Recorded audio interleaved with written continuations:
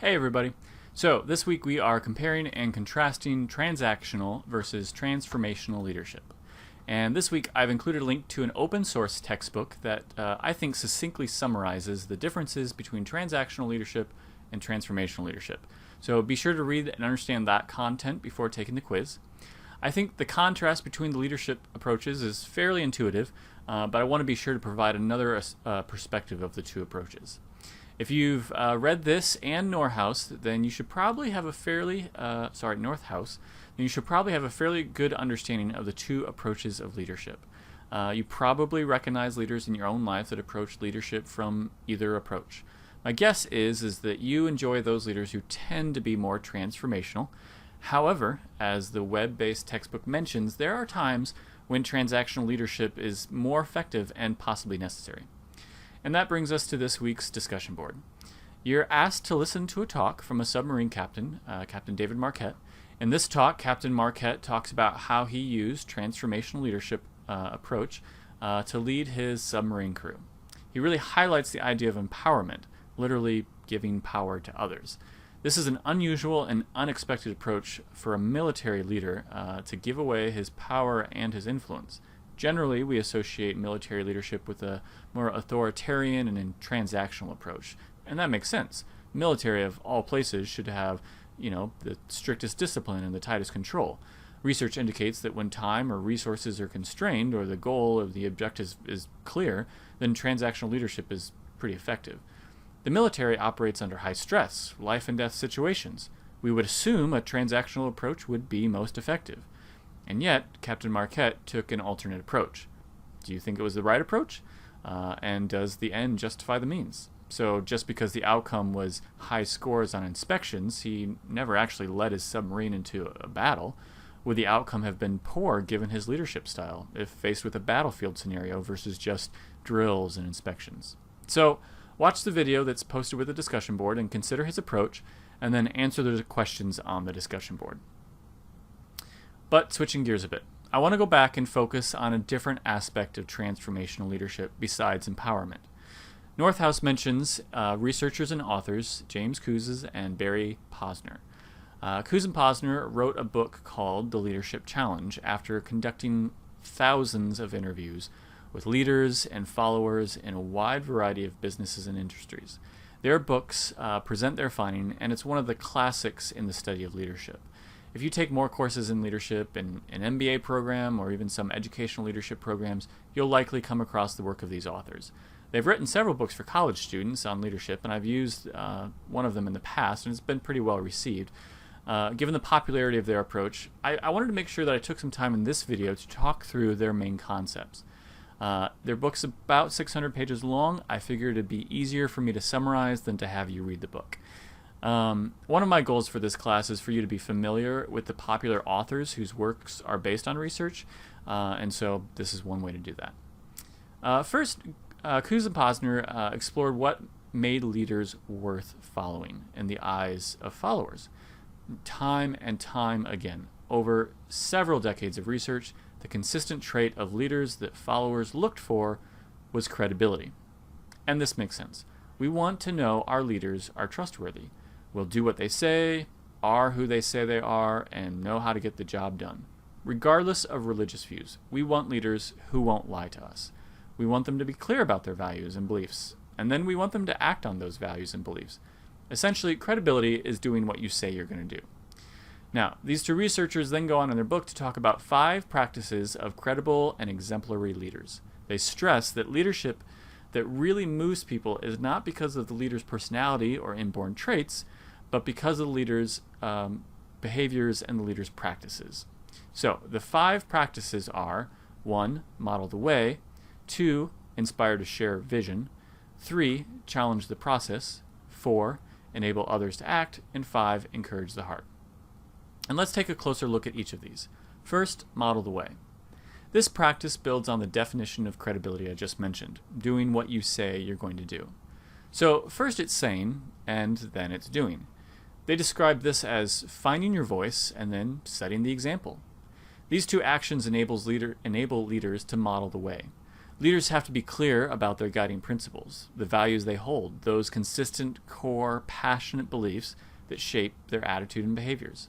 Leaders need to talk about those things so that followers know specifically what is guiding the leader and why they are someone worth following. However, talk is cheap. We also want leaders to live out what they say, and this is where setting the example comes in. Next, leaders inspire a shared vision. This is where the author's model especially leans towards transformational leadership, because this is all about making people, companies, constituents, consumers, and their surrounding context better. Leaders who inspire a shared vision, again, speak their vision. They find a way to articulate a clear, compelling image of what could be if we were all to work together towards this common goal. Then they enlist others in pursuing that desired end. This desired end isn't just about increasing profits at a company, it's about making the world a little bit better.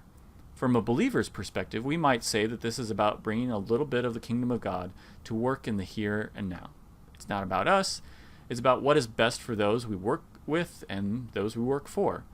In this way, their model also has some elements of servant leadership, which we'll focus on in a few weeks. The next practice is challenging the process.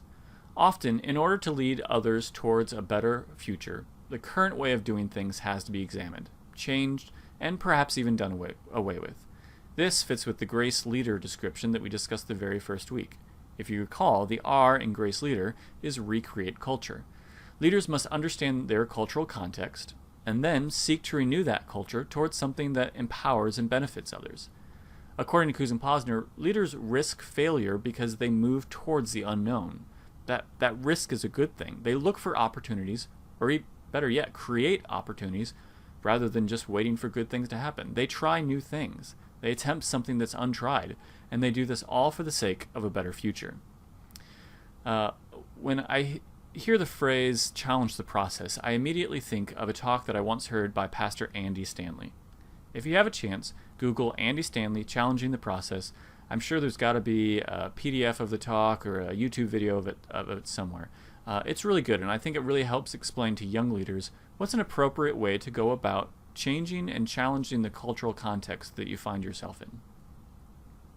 All right, well, a leader who models the way, inspires a shared vision, and challenges the process will quickly recognize that change doesn't happen based on what they do alone.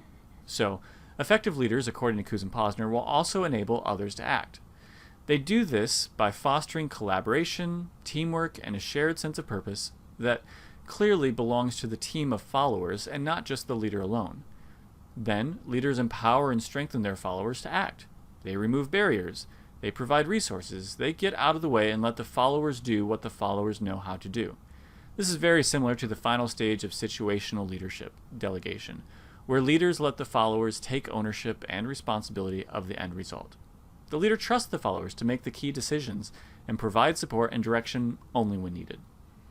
The final practice of leaders is to encourage the heart. This isn't a practice that comes after all the others, and while there may be a general progression of these practices, they can happen in any order. But this practice in particular happens all along the way. Leaders all along the way, all through the process, encourage the heart. Leaders who encourage the heart are very specific and very free in offering praises for all the little victories that the team has accomplished along the way. Kouzes and Posner emphasized that celebration and praise must be specific and authentic. Otherwise, it comes across as cheesy and forced. Vague celebrations for a job well done is actually detrimental to employee morale unless there's something clear and tangible that should be celebrated and that the celebration is connected with. However, celebration should not just be about actions. It should also be about the values that the group shares. Ultimately, good leaders create a culture of celebration that is genuine and supportive. I've been part of cultures where we celebrate, but not really anything in particular. Sometimes, hey, you made it here 5 years without quitting. Good job, you get a plaque. I think what celebration needs to be is much more focused on actual accomplishments and demonstrating the values that the institution or the company holds. The conclusion that Kouzes and Posner reach after examining all of these practices of leadership is that leadership is relational. And that's probably the foundation of transformational leadership. Leadership that connects to followers as people, even as friends. This leadership approach has greatly influenced my own approach to leadership, and I know many of the things that I want to be about as a leader can be tied back to these 5 practices in many ways. And that's another reason that I wanted to share these thoughts with you. If you're curious to learn more, I highly recommend the Leadership Challenge, or if you're not into a 600-page book, something shorter, The Truth About Leadership, which was written specifically to college students. Well, that's all for this week. Hopefully the reading and this video have given you some things to think about in your own approach to leadership, and I look forward to engaging with you in the discussion board this week.